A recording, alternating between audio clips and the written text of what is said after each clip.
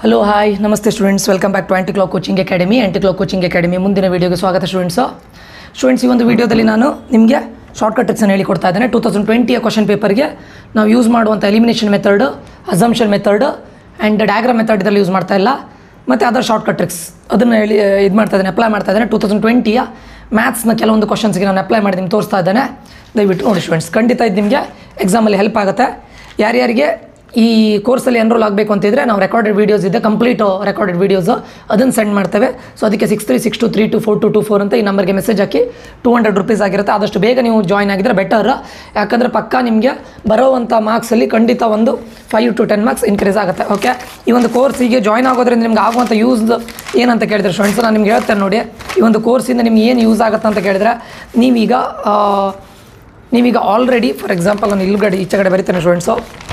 Already ಈಗ ನಿಮಗೆ ಮ್ಯಾಥ್ಸಲ್ಲಿ out of 60ಯಲ್ಲಿ ಒಂದು 35 ಮಾರ್ಕ್ಸ್ ಸ್ಕೋರ್ ಮಾಡಲಿಕ್ಕೆ ಬರುತ್ತೆ ಅಂತಿದ್ರೆ, ಉಳಿದಂತಹ 35 ಅಂದರೆ ನೀವು ಸ್ಕೋರ್ ಮಾಡಿದ್ದು 35, ಉಳಿದಂಥ 25 ಕ್ವಶನ್ಸಲ್ಲಿ ನಿಮಗೆ ಔಟ್ ಆಫ್ 25 ಕ್ವಶನ್ಸಲ್ಲಿ ಒಂದು 5 to 10 ಕ್ವಶನ್ಸ್ ರೈಟ್ ಆಗುತ್ತೆ ಸ್ಟೂಡೆಂಟ್ಸ್, ಯೂಸಿಂಗ್ ಟ್ರಿಕ್ಸ್. ಆಯಿತಾ? ಮ್ಯಾಥ್ಸಲ್ಲಿ 5 ಮಾರ್ಕ್ಸ್ ಇನ್ಕ್ರೀಸ್ ಆದರೂ ಅದು 40 ಹೋಗುತ್ತೆ ಸ್ಟೂಡೆಂಟ್ಸ್. ಇನ್ನು ಫಿಸಿಕ್ಸಲ್ಲಿ 5 ಮಾರ್ಕ್ಸ್, ಕೆಮಿಸ್ಟ್ರಿಯಲ್ಲಿ 5 marks, total 15 to 20 marks minimum ನೀವು ಇನ್ಕ್ರೀಸ್ ಮಾಡ್ಬೋದು. ಓಕೆ, ಸೊ ನೀವು ಔಟ್ ಆಫ್ 180ಯಲ್ಲಿ ನಿಮಗೆ ಈಗ ನಿಮ್ಮ ರೇಂಜಿಗೆ ಫಾರ್ ಎಕ್ಸಾಂಪಲ್ 100ಅಲ್ಲಿ ಇದ್ದರೆ ಯೂಸಿಂಗ್ ದಸ್ ಟ್ರಿಕ್ಸು ಇದನ್ನು 120ವರೆಗೂ ಕೂಡ ಇನ್ಕ್ರಿಮೆಂಟ್ ಮಾಡ್ಬೋದು ಯೂಸಿಂಗ್ ಟ್ರಿಕ್ಸ್. ಅರ್ಥ ಆಯ್ತಾ? 100% ಯೂಸ್ಫುಲ್ ಆಗುತ್ತೆ. ಯಾರ್ಯಾರಿಗೆ ಎನ್ರೋಲ್ ಆಗಬೇಕು ಅಂತಿದ್ರೆ ದಯವಿಟ್ಟು ಈ ನಂಬರ್ಗೆ ಮೆಸೇಜ್ ಹಾಕಿ 6362324224 ಅಂತ ಈ ನಂಬರ್ಗೆ ಮೆಸೇಜ್ ಹಾಕಿ ನಾನು ನಿಮಗೆ ರೆಕಾರ್ಡೆಡ್ ವೀಡಿಯೋಸನ್ನು ಸೆಂಡ್ ಮಾಡ್ತೇವೆ ಸ್ಟೂಡೆಂಟ್ಸ್. ಆಯಿತಾ? ರೆಕಾರ್ಡೆಡ್ ವೀಡಿಯೋಸ್ ಆಗಿರುತ್ತೆ ಇದು. ಓಕೆ, ಹೋಪ್ ಎಲ್ರಿಗೂ ಅಂಡರ್ಸ್ಟ್ಯಾಂಡ್ ಆಗಿದೆ ಅಂತ ಅಂದ್ಕೊಳ್ತೇನೆ ಸ್ಟೂಡೆಂಟ್ಸ್. ಆಯಿತಾ? ಇದು ತುಂಬ ಇಂಪಾರ್ಟೆಂಟ್ ಆಗಿರುತ್ತೆ ಸ್ಟೂಡೆಂಟ್ಸ್. ಶಾರ್ಟ್ಕಟ್ ಟ್ರಿಕ್ಸ್ ಅನ್ನೋದು ನಿಮ್ಗೆ 100% ಯೂಸ್ಫುಲ್ ಆಗುತ್ತೆ. ಓನ್ಲಿ ಶಾರ್ಟ್ಕಟ್ ಟ್ರಿಕ್ಸಿಂದ ನೀವು ಮಾಡಿ ಅಂತ ನಾನು ಹೇಳ್ತಾ ಇಲ್ಲ.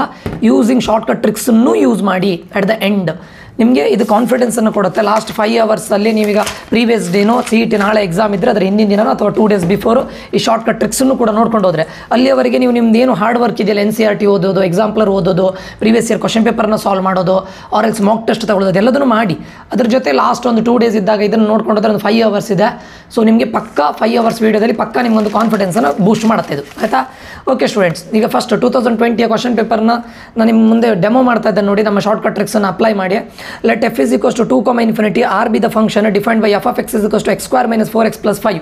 Then the range of f is, range ಕೇಳಿದ್ದಾರೆ ಕ್ವಶನ್. ಆಯಿತಾ? ಇದರಲ್ಲಿ ನೋಡಿ ಸ್ಟೂಡೆಂಟ್ಸ್, ನಾನು ಎಲಿಮಿನೇಷನ್ ಮೆಥಡನ್ನು ಮಾಡುವಾಗ ಡೈರೆಕ್ಟ್ ನಾನು ಹೇಳ್ತಾ ಇದ್ದೇನಲ್ಲ, ನಿಮ್ಗೆ ಇಷ್ಟೆಲ್ಲ ಹೇಳಿಕೊಟ್ಕೊಂಡು ಆಮೇಲೆ ಲಾಸ್ಟಿಗೆ ನೀವು ಹೇಳಿ ಸರ್ ಡೈರೆಕ್ಟ್ ಆನ್ಸರ್ ಹೇಗೆ ಬರುತ್ತೆ ಅದೆಲ್ಲ ಕೇಳಬೇಡಿ. ಆಯಿತಾ? ನಿಮ್ಮದು ಶಾರ್ಟ್ಕಟ್ ಟ್ರಿಕ್ಸ್ ಅಂದರೆ ಡೈರೆಕ್ಟ್ ಕೆಲವೊಂದು ಟೈಮ್ ಏನಾಗುತ್ತೆ ಗೊತ್ತುಂಟು, ಎಲಿಮಿನೇಷನ್ ಮೆಥಡಲ್ಲಿ 2 ಆಪ್ಷನ್ ಎಲಿಮಿನೇಟ್ ಆಗುತ್ತೆ. ಉಳಿದಂಥ 2 ಆಪ್ಷನಲ್ಲಿ ಅದರಲ್ಲಾದರೂ ನೀವು ಗೆಸ್ ಮಾಡಬೇಕು. ಒಂದು ನಿಮ್ಮ ಎಂಥ ಕೆಪಬಿಲಿಟಿಯನ್ನು ಯೂಸ್ ಮಾಡಿ ನೀವು ಕಂಪ್ಲೀಟಾಗಿ ಡೈರೆಕ್ಟ್ ಆನ್ಸರ್ ಕೊಡಿನಿ ಅಂತ ಹೇಳಿದ್ರೆ ಎಲಿಮಿನೇಷನ್ ಮೆಥಡಲ್ಲಿ ಕೆಲವೊಂದಿಷ್ಟು ಎಲಿಮಿನೇಷನ್ ಮೆಥಡಲ್ಲಿ ಆಗುತ್ತೆ, ಕೆಲವೊಂದು ಟೈಮ್ ಆಗೋದಿಲ್ಲ. ಅಟ್ಲೀಸ್ಟ್ ನಿಮಗೆ 50% ರೆಡ್ಯೂಸ್ ಮಾಡುತ್ತೆ. Okay, so f 2, infinity r be the function defined by f of x is equals to x square minus 4x plus 5. ಇಲ್ಲಿ 2 ಈ ಬ್ರ್ಯಾಕೆಟ್ನ ಮೀನಿಂಗ್ ಏನು ಹೇಳಿ, 2 ಅನ್ನೋದು ಇನ್ಕ್ಲೂಡ್ ಆಗಿದೆ ಅಂತ ಅರ್ಥ ಅಲ್ವಾ? ನಾನೀಗ ಏನು ಮಾಡ್ತೇನೆ, ಎಕ್ಸ್ ಇದ್ದಲ್ಲಿ 2 ಅನ್ನು ಸಬ್ಸ್ಟಿಟ್ಯೂಟ್ ಮಾಡ್ತೇನೆ. 2 ಸಬ್ಸ್ಟಿಟ್ಯೂಟ್ ಮಾಡ್ಬೋದಲ್ಲ, 2 ಸ್ಕ್ವೇರ್ ಮೈನಸ್ 4 into 2 plus 5 ಅಲ್ವಾ? 2 ಸ್ಕ್ವೇರ್ ಏನಾಗುತ್ತೆ, 4 ಆಗುತ್ತೆ ಸ್ಟೂಡೆಂಟ್ಸ್, ಮೈನಸ್ 4 into 2 ಏನು 8 plus 5.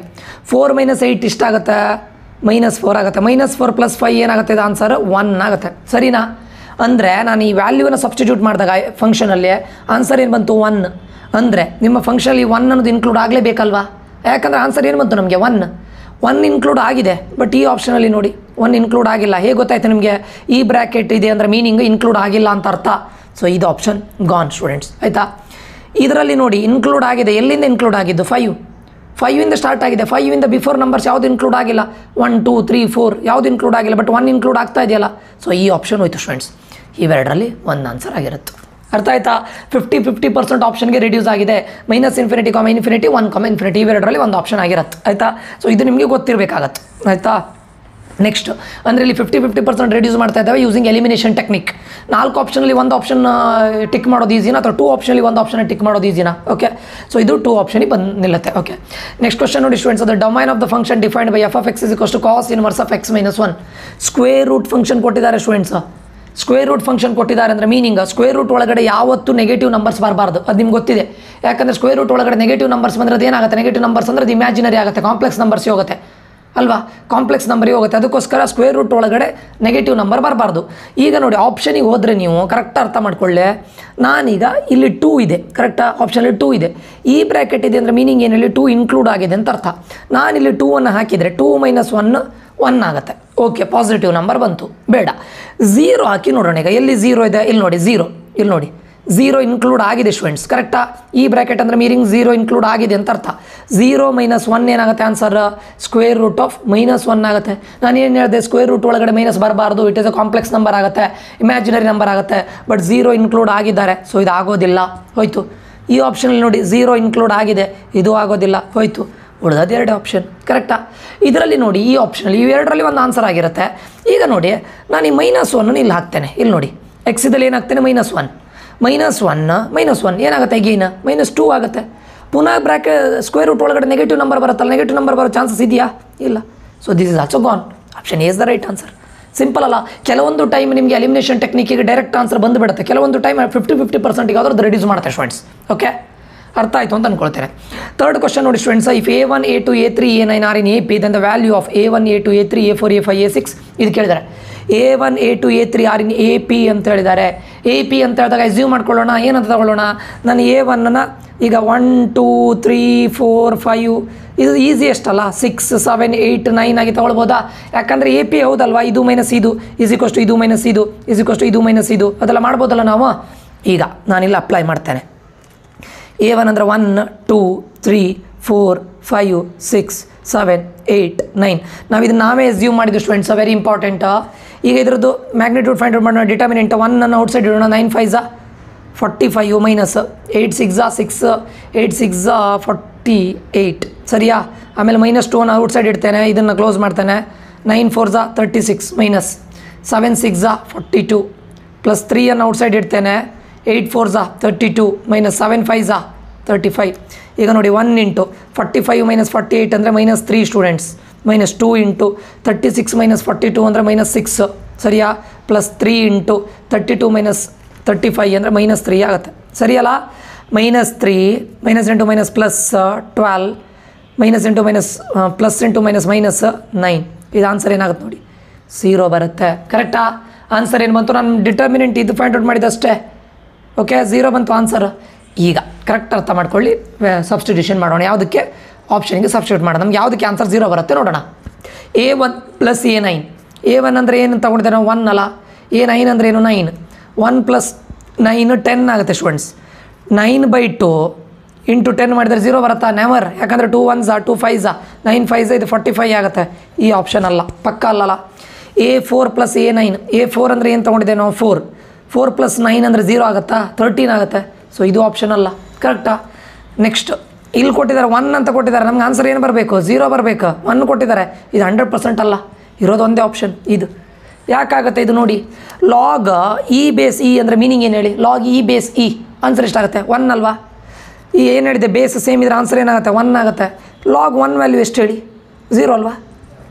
ಸಿಂಪಲ್ ಅಲ್ಲ. ಲಾಗ್ ಇದಿಷ್ಟು ಪ್ಲೇಸಲ್ಲಿ ಏನು ಬರುತ್ತೆ, 1 to the base E. Log 1 ಅಂದರೆ ಏನು, 0. ನಮ್ಗೆ ಏನು ಬೇಕಿತ್ತು, 0. This is the answer. Simple. Already ಬಂದಿದೆ, ಬಟ್ ಆದರೂ ನಾನು ನಿಮಗೆ ಇದು ಹೇಗೆ ಅಂತ ತೋರಿಸಿದ್ದೇನೆ. ಸೊ ಡೈರೆಕ್ಟ್ ಬಂತಲ್ಲ, ಸಿಂಪಲ್ ಅಲ್ಲ ಸ್ಟೂಡೆಂಟ್ಸ್, ಇಷ್ಟು ಈಸಿ ಇದೆ. Okay, next, if vector A and vector B or unit vectors and theta is the angle between A and B, then sine theta by is equals to. ಈಗ ಏನಂತ ಹೇಳಿದ್ದಾರೆ ಅವರು ನಿಮಗೆ, angle between A and B ಅಂತ ಹೇಳಿದ್ದಾರೆ students. Theta is the angle between A and B ಅಂತ ಹೇಳಿದ್ದಾರೆ. ನಾನೀಗ ಥೀಟಾವನ್ನು 90 ಡಿಗ್ರಿ ಅಂತ ತಗೊಳ್ತೇನೆ, ಆಯಿತಾ. ಥೀಟಾನ ಏನಂತ ತಗೊಳ್ತೇನೆ, 90 ಡಿಗ್ರಿ. ನಾವೇ ಎಸ್ಯೂಮ್ ಮಾಡೋದಿದು, theta is equals to 90 degree ಅಂತ. ಇದು ವೆಕ್ಟರ್ A, ಇದು ವೆಕ್ಟರ್ B. ನಾನು ಇದನ್ನು IJ ಅಂತ ತಗೊಳ್ಬೋದಲ್ಲ, IJ ಕ್ಯಾಪ್ ಗೊತ್ತಿದ್ದಿಲ್ಲ, I ಕ್ಯಾಪ್ J ಕ್ಯಾಪ್, ಸರಿಯಾ. ಕರೆಕ್ಟ್ ಅರ್ಥ ಮಾಡ್ಕೊಳ್ಳಿ. ಥೀಟಾ ಇಸ್ ಈಕ್ವಲ್ಸ್ ಟು ನಾನು ಎಂತ ತಗೊಂಡಿದ್ದೇನೆ, 90 ಅಂತ ತಗೊಂಡಿದ್ದೇನೆ. ಸೈನ್ θ/2. ಸೈನ್ ಥೀಟಾ ಅಂದರೆ 90/2 ಅಂದರೆ ಏನು ಹೇಳಿ, ಸೈನ್ 45 ಡಿಗ್ರಿ. ಸೈನ್ 45 ಡಿಗ್ರಿ ಏನು ಹೇಳಿ, ಆನ್ಸರ್ 1/√2. ಸರಿನಾ. ಸೈನ್ 45 ವ್ಯಾಲ್ಯೂ ಆನ್ಸರ್ ಎಷ್ಟಾಗುತ್ತೆ, 1/√2. ಓಕೆ, ಈಗ ಇಲ್ಲಿ ಹಾಕೋಣ. Magnitude of vector A plus vector B. ನಾನು ವೆಕ್ಟರ್ ಎಯನ್ನು I ಕ್ಯಾಪ್ ಅಂತ ತಗೊಂಡಿದ್ದೇನೆ, ವೆಕ್ಟರ್ B ಯನ್ನು J ಕ್ಯಾಪ್ ಅಂತ ತಗೊಂಡಿದ್ದೇನೆ. I ಕ್ಯಾಪ್ ಅಂದರೆ ಇಲ್ಲಿ 1 ಅಂತ ಅರ್ಥ, J ಕ್ಯಾಪ್ ಅಂದರೆ ಇಲ್ಲಿ 1 ಅಂತ ಅರ್ಥ. ಅದರ ಮ್ಯಾಗ್ನಿಟ್ಯೂಡ್ ಏನಾಗುತ್ತೆ ಹೇಳಿ, square root of 1² plus magnitude ಹೀಗೆ ಮಾಡೋದಲ್ಲ, ಸ್ಕ್ವೇರ್ ರೂಟ್ ಆಫ್ 1² ಪ್ಲಸ್ 1². 1 ಯಾಕಂತ ಹೇಳಿದ್ರೆ I ಜೊತೆ 1 ಇದೆ, J ಜೊತೆ 1 ಇದೆ. ಎಷ್ಟಾಗುತ್ತೆ ಇದು ಆನ್ಸರ್, ಸ್ಕ್ವೇರ್ ರೂಟ್ ಆಫ್ 2 ಆಗುತ್ತೆ. ನಮಗೆ ಎಷ್ಟು ಬೇಕು ಆನ್ಸರ್, 1/√2 ಬೇಕು. ಸೊ ಇದು ಆಪ್ಷನ್ ಅಲ್ಲ. ಪಕ್ಕಲ್ಲ. ಇದಕ್ಕೆ ಮಾಡಿ ನೋಡೋಣ. ಇದಕ್ಕೆ ನೋಡಿ ಕರೆಕ್ಟ್ ಅರ್ಥ ಮಾಡ್ಕೊಳ್ಳಿ. ಏನಾಗುತ್ತೆ, ಸ್ಕ್ವೇರ್ ರೂಟ್ ಆಫ್ 1 + 1 ಏನಾಗುತ್ತೆ, ಸ್ಕ್ವೇರ್ ರೂಟ್ ಆಫ್ 2 ಆಗುತ್ತೆ. ಡಿವೈಡೆಡ್ ಬೈ ಏನಿದೆ ಇಲ್ಲಿ 2 ಇದೆ. ಸರಿಯಾ? ಈ ಥರ ಬಂದರೆ ಇಲ್ಲಿಗೆ ಸ್ಟಾಪ್ ಮಾಡೋದಲ್ಲ. ಏನು ಮಾಡಬೇಕು ಹೇಳಿ, ಇಂಟು √2 ಡಿವೈಡೆಡ್ ಬೈ √2 ಮಾಡಬೇಕು. ಯಾಕಂದರೆ ಇಲ್ಲಿ √2 ಇದೆ. ನಮ್ಗೆ ಇಲ್ಲಿ ಟೇಬಲಲ್ಲಿ ಯಾವತ್ತು √2/2 ಅಂತ ವ್ಯಾಲ್ಯೂನೇ ಇಲ್ಲ. √2 × √2 ಏನಾಗುತ್ತೆ, ಇದು 2 ಆಗುತ್ತಲ್ಲ. ಸರಿಯಲ್ಲ? √2 × √2 ಹೋಲ್ ಸ್ಕ್ವೇರ್ 2 ಆಗುತ್ತೆ. ಡಿವೈಡೆಡ್ ಬೈ ಎಂತ ಇದೆ, 2 × √2 2√2 ಆಗುತ್ತೆ. 2 ಕ್ಯಾನ್ಸಲ್ ಮಾಡಿ ಏನು ಉಳಿತದೆ, 1/√2. ಇದು ಆಪ್ಷನ್ ಆಗೋ ಚಾನ್ಸಸ್ ಇದೆ. ಆಯಿತಾ? ಗೊತ್ತಾಯ್ತಲ್ಲ ಇದು ವಿಷಯ ಏನಂತ. ಪುನಃ ಇದು A - B ಇದೆ ಸ್ಟೂಡೆಂಟ್ಸ್. ಸರಿಯಾ? A - B ಅಂತ ಹೇಳಿದಾಗ ನೀವು ಕರೆಕ್ಟ್ ಅರ್ಥ ಮಾಡ್ಕೊಳ್ಳಿ.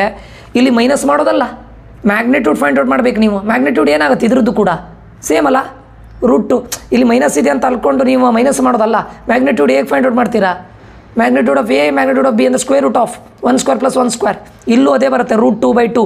√2/2 ಅನ್ನು ನಾವಿಲ್ಲಿ ಸಿಂಪ್ಲಿಫೈ ಮಾಡಿದಾಗ ಎಂತ ಬಂದಂಗೆ ಆನ್ಸರ್ 1/√2. ಸೊ ಇದು ಆಪ್ಷನ್ ಆಗೋ ಚಾನ್ಸಸ್ ಇದೆ ಅಲ್ವಾ. Next magnitude of A - B. Magnitude of A - B ನಮ್ಗೆ ಎಷ್ಟು ಬಂತು ಹೇಳಿ ಆನ್ಸರ್. A - B ಅಂದರೆ ಏನು ಬಂತು ನಮಗೆ ಇಲ್ಲಿ ಆನ್ಸರ್. ಇಲ್ಲೇ ಬಂದಿತ್ತಲ್ಲ, ಇಲ್ಲೇ ಮಾಡಿತ್ತಲ್ಲ ನಾವು, ಇಲ್ಲೂ ಮಾಡಿತ್ತಲ್ಲ. A + B A - B ಏನು ಬರುತ್ತೆ, ಇದು √2 ಬರುತ್ತೆ. ಇದು ಅಲ್ಲ ಆಪ್ಷನ್. ಯಾಕೆ ಹೇಳಿ, ನಮ್ಗೆ 1/√2 ಬೇಕು. ಇಲ್ಲೂ √2 ಬಂದಿದೆ, ಇಲ್ಲೂ √2 ಬಂದಿವೆ. ಇವೆರಡು ಆಪ್ಷನ್ ಅಲ್ಲ. ಇವೆರಡರಲ್ಲಿ ಒಂದು ಆನ್ಸರ್ ಆಗಿರುತ್ತೆ. Simple students. ಇವೆರಡರಲ್ಲಿ ಒಂದು ಆಪ್ಷನ್ ಆಗಿರುತ್ತೆ. ಯಾವುದರಲ್ಲಿ, option B or option C. ಎರಡರಲ್ಲಿ ಒಂದು ಆಪ್ಷನ್ ಆಗಿರುತ್ತೆ. Very important. ಆಯಿತಾ? ಅಂದರೆ 50% ಎಲಿಮಿನೇಟ್ ಇದು ಮಾಡಿದ್ರಲ್ಲ, ರೆಡ್ಯೂಸ್ ಮಾಡಿದ್ರಲ್ಲ. ಆ್ಯಂಡ್ 5th ಕ್ವಶನ್ ನೋಡಿ. ಇದು ಮತ್ತೆ ನಿಮ್ಮದು the value of sin² 51 degree, sin² 39 degree. ಇದನ್ನು ನೀವು 10th ಓದಿರ್ತೀರ ಸ್ಟೂಡೆಂಟ್ಸ್. ಒಂದು ಇಲ್ಲೇನಿದೆ 51 ಇದೆ, ಇಲ್ಲೇನಿದೆ 39 ಇದೆ. ಇವು ಎರಡನ್ನ ಆ್ಯಡ್ ಮಾಡಿದ್ರೆ ಡಿಗ್ರಿ ಎಷ್ಟಾಗುತ್ತೆ, 90 ಡಿಗ್ರಿ ಆಗುತ್ತೆ. ಆಯಿತಾ? ಕರೆಕ್ಟ್ ಅಲ್ಲ? ಇನ್ನೊಂದು ಇಲ್ಲಿ ಸೈನ್ ಇದೆ, ಬಟ್ ಇಲ್ಲಿ ಕಾಸ್ ಇದ್ದಿದ್ರೆ ನೀವು ಡೈರೆಕ್ಟ್ ಆನ್ಸರ್ 1 ಅಂತ ಬರಿಬೋದಿತ್ತು. ಆಯಿತಾ? ಈಗ ನೋಡಿ, sin² 51 ಇದೆ. ನಾನು ಇದನ್ನು sin² 31 ನಾನು 31 sin² 39 ಅಲ್ಲ ಸ್ಟೂಡೆಂಟ್ಸ್ ಅದು. ಸೊ 39 + 59 90 ಡಿಗ್ರಿ ಆಗುತ್ತೆ. ನೋಡೋಣ, ಇದನ್ನು ನಾನು ಏನು ಬರಿತೇನೆ, sin² 90 - 51 ಅಂತ ಬರಿಬೋದಾ? ಯಾವುದನ್ನು, sin² 39 90 - 51 ಅಂತ ಬರಿಬೋದಾ? ಕರೆಕ್ಟ್ ಅಲ್ಲ? 90 - 51 ಅಂದರೆ ಏನು, 39. ಅದನ್ನೇ ನಾನು 90 - 51 ಅಂತ ಬರೆದಿದ್ದಷ್ಟೇ. ಈಗ sin² 51 ಪ್ಲಸ್ sin ಆಫ್ 90 - θ ಏನಾಗುತ್ತೆ, cos θ. ಇದನ್ನು 10th ನೋಡಿದ್ರಿ ನೀವು. cos² θ ಪ್ಲೇಸಲ್ಲಿ ಏನಿದೆ, ಇಲ್ಲಿ 51 ಇದೆ. ಈಗ ನೋಡಿ ಯಾವ ಐಡೆಂಟಿಟಿ ಆಯ್ತು ಹೇಳಿ, sin² θ ಪ್ಲಸ್ cos² θ ಪ್ಲೇಸಲ್ಲಿ 2 51 ಇಲ್ವಾ. sin² θ ಪ್ಲಸ್ cos² θ ಏನು ಹೇಳಿ ಆನ್ಸರ್ 1. ಡೈರೆಕ್ಟ್ ಆಯ್ತಲ್ಲ, ಆನ್ಸರ್ ಇಸ್ 1. ಅಷ್ಟೇ ಸ್ಟೂಡೆಂಟ್ಸ್. ಇದು 10th ಕಲ್ತಿದ್ದು. ಯಾವಾಗ ಹೇಳಿ, ಇವೆರಡನ್ನು ಆ್ಯಡ್ ಮಾಡಿದ್ರೆ 90 ಡಿಗ್ರಿ ಬರಬೇಕು. ಒಂದು ವೇಳೆ ಇಲ್ಲಿ ಸೈನ್ ಇದ್ದು ಇಲ್ಲಿ ಡೈರೆಕ್ಟ್ ಕಾಸ್ ಇದ್ದರೆ ಡೈರೆಕ್ಟ್ 1 ಅಂತ ಬರಿಬೋದಿತ್ತು, 1 ಬರಿಬೋದಿತ್ತು. ಬಟ್ ಈ ಆ್ಯಂಗಲ್ಗಳು ಸೇಮ್ ಇರಬೇಕಿತ್ತು. ಬಟ್ ಇಲ್ಲಿ sin² ಇರಲಿಕ್ಕೆ ಹೋಗಿ ಅದನ್ನು ಕಾಸಿಗೆ ಕನ್ವರ್ಟ್ ಮಾಡಿ, ಐಡೆಂಟಿಟಿ ಫಾರ್ಮಿಗೆ ಕನ್ವರ್ಟ್ ಮಾಡಿ = 1 direct. Next, if tan A + cot A = 2 ಅಂತ ಕೊಟ್ಟಿದ್ದಾರೆ ಸ್ಟೂಡೆಂಟ್ಸ್. ಇದು 2 ಆಯಿತಾ, tan A + cot A. Then the value of tan to the power 4A + cot to the power 4A. ಈಗ ನೋಡಿ, tan A + cot A ಅಂದರೆ ನೋಡಿ, ನಾನು ನಿಮ್ಗೆ ಹೇಳ್ತಾ ಇರೋದು tan A + cot A ಅಂದರೆ ಏನಂತ ಹೇಳಿದ್ದಾರೆ ಅವರು, 2 ಅಂತ ಅವರೇ ಕೊಟ್ಟಿದ್ದಾರೆ. tan A + cot A = 2 ಅಂತ ಅವರೇ ಕೊಟ್ಟಿದ್ದಾರೆ. ಸರಿ ಅಲ್ಲ? tan A + cot A = 2 ಅಂತ ಕೊಟ್ಟಿದ್ದಾರೆ. ನೀವಿಲ್ಲಿ ಅರ್ಥ ಮಾಡ್ಕೊಳ್ಬೇಕಾಗಿದ್ದು ಇಷ್ಟೇ. A = 45 ಡಿಗ್ರಿ ತಗೊಳ್ಳಿ. A = 45 degree. ಯಾಕೆ ಹೇಳಿ, tan 45 ಡಿಗ್ರಿ ವ್ಯಾಲ್ಯೂ ಎಷ್ಟು ಹೇಳಿ, 1 ಅಲ್ಲ. ಪ್ಲಸ್ cot 45 ಡಿಗ್ರಿ ವ್ಯಾಲ್ಯೂ ಎಷ್ಟು ಹೇಳಿ, 1 ಅಲ್ಲ. 1 + 1 ಏನಾಗುತ್ತೆ, 2. ಕರೆಕ್ಟಾ? ಈ ಕಂಡೀಷನ್ ಸ್ಯಾಟಿಸ್ಫೈ ಆಗೋದಿಲ್ವ? ನಾನು A = 45 ಡಿಗ್ರಿ ತಗೊಂಡ್ರೆ ಈ ಕಂಡೀಷನ್ ಸ್ಯಾಟಿಸ್ಫೈ ಆಗ್ತಾ ಇದೆಯಲ್ಲ, 2 ಆಗುತ್ತಲ್ಲ. ಇಲ್ಲ ಹಾಕೋಣ, tan to the power 4 A ಅಂದರೆ ಏನು, 45 degree plus cot to the power 4 45 degree. ಸರಿಯಾ? tan 45 ಡಿಗ್ರಿ ವ್ಯಾಲ್ಯೂ ಏನು ಹೇಳಿ, 1 to the power 4 ಏನು, 1 ಅಲ್ವಾ. ಪ್ಲಸ್ cot 45 ಡಿಗ್ರಿ ವ್ಯಾಲ್ಯೂ ಏನು, 1 to the power 4 ಏನು, 1 ಅಲ್ವಾ. 1 + 1 ಏನಾಗುತ್ತೆ, 2 ಅಲ್ಲ. ಡೈರೆಕ್ಟ್ ಆನ್ಸರ್ ಏನಾಗುತ್ತೆ, 2. ಸರಿಯಾ? ಆಮೇಲೆ ನೀವು ಇಲ್ಲಿ tan A + cot A ಅಂದರೆ 2 ಕೊಟ್ಟಿದ್ದಾರೆ, 2 to the power 4 ಅಂತ ಬರೆಯೋದಲ್ಲ. ಆಮೇಲೆ ಅಂಡರ್ಸ್ಟ್ಯಾಂಡ್ ಆಗಿದೆ ಅಂತ ಅಂದ್ಕೊಳ್ತೇನೆ. ಯಾಕಂದರೆ ಇಲ್ಲಿ A ಅಂದರೆ ನಾವು 45 ಡಿಗ್ರಿ ಯಾಕೆ ತೊಗೊಂಡಿದ್ದು ಹೇಳಿ, tan 45 ಡಿಗ್ರಿ ವ್ಯಾಲ್ಯೂ 1 ಆಗುತ್ತೆ. 1 + 1 2 ಅಂತ ಅವ್ರು ಕೊಟ್ಟಿದ್ದಾರೆ. ಎರಡಕ್ಕೂ ಇದು ಸ್ಯಾಟಿಸ್ಫೈ ಆಗ್ತಾ ಇದೆಯಲ್ಲ. ಅದೇ ವ್ಯಾಲ್ಯೂನ A ವ್ಯಾಲ್ಯೂನ ಇಲ್ಲಿ ಆಗ್ತಾ ಇದ್ದಾನೆ. to the power 4 ಮಾಡಿದರೆ 1 to the power 4 is 1 only. 1 to the power 4 is 1 only. 1 + 1 is 2. Simple students. Right answer. Okay, hope ಇದೆಲ್ಲ ಅಂಡರ್ಸ್ಟ್ಯಾಂಡ್ ಆಗಿದೆ ಅಂತ ಅನ್ಸ್ಕೊಳ್ತೇನೆ. ಇದು 2020 ಕ್ವಶನ್ ಪೇಪರ್ ಸ್ಟೂಡೆಂಟ್ಸ್ 6 ಕ್ವಶನ್ಸನ್ನು ಮಾಡಿದ್ದೆ ನಾನು ಮ್ಯಾಥ್ಸಿಂದ.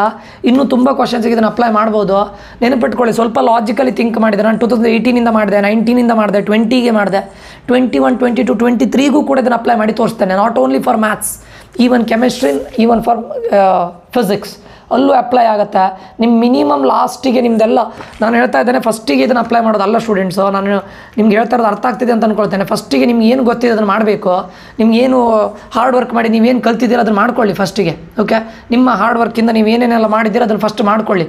ಲೈಕ್ ಈಗ ಟ್ಯಾನ್ ಅಂದರೆ ನಿಮಗೆ ಒಂದು 30 ಡಿಗ್ರಿ NCERT ಎಕ್ಸಾಂಪ್ಲರ್ ಮಾಡಿ ಒಂದು 30 ಮಾರ್ಕ್ಸ್ ಬಂದರೆ, ಅದಾದಮೇಲೆ ಈ ಶಾರ್ಟ್ಕಟ್ ಟ್ರಿಕ್ಸಿಂದ ಒಂದು 5 to 10 ಮಾರ್ಕ್ಸ್ ಬಂದರೆ ನಿಮ್ಮ ರ್ಯಾಂಕ್ ಎಲ್ಲಿಗೆ ಹೋಗುತ್ತೆ. ಅದಕ್ಕೋಸ್ಕರ ನಾನು ಹೇಳ್ತಾ ಇರೋದು, ಬರೀ ಶಾರ್ಟ್ಕಟ್ ಟ್ರಿಕ್ಸ್ ಯೂಸ್ ಮಾಡಿದ್ದನ್ನು ಮಾಡಿ ಅಂತ ನಾನು ಹೇಳ್ತಾ ಇಲ್ಲ. ಯಾರ್ಯಾರಿಗೆ ಕೋರ್ಸಿಗೆ ಎನ್ರೋಲ್ ಆಗಬೇಕು ಅಂತಿದ್ರೆ ದಯವಿಟ್ಟು ಆದಷ್ಟು ಬೇಗ ಎನ್ರೋಲ್ ಆಗಿ.